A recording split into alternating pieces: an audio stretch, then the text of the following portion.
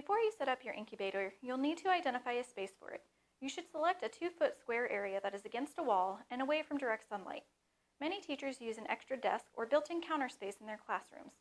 It's also helpful to have the incubator low enough so that students can see inside. When setting up an incubator in a classroom, I like to start at the bottom and work my way up to the top. Alachua 4-H uses 2 different major types of incubators, styrofoam and plastic. First, let's take a look at the styrofoam incubator. The base of these incubators will either have a tray for water or cutouts directly in the bottom for water. You'll use the different slots in the trays at different points in the incubation process.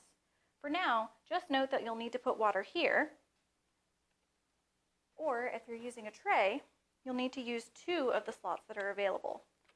The tray simply rests in the bottom of the incubator.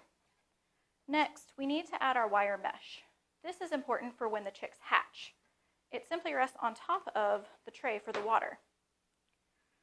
Our egg turner is what comes next, and you'll notice in this incubator there's a cutout for the cord for the turner. So we place the turner inside on top of the wire mesh, put the cord in the slot, and that allows you better access to the access points on the water tray. Now let's talk about the top of the incubator. These are the incubator's heating elements, and they will get hot when the incubator is on, so be careful not to touch them. This wafer is the incubator's thermostat, and you can see that it is attached to this dial on the top. It's important to have your thermometer visible through the viewing window so that you can monitor the temperature. On these styrofoam incubators, you'll have to use very small adjustments to the temperature until you can see that it is regulated. Both the egg turner and the incubator will need to be plugged in on these styrofoam models.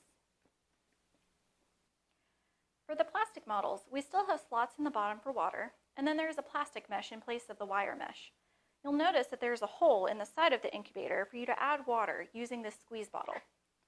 The egg turner for these models plugs directly into the top of the incubator, so there's only one external cord.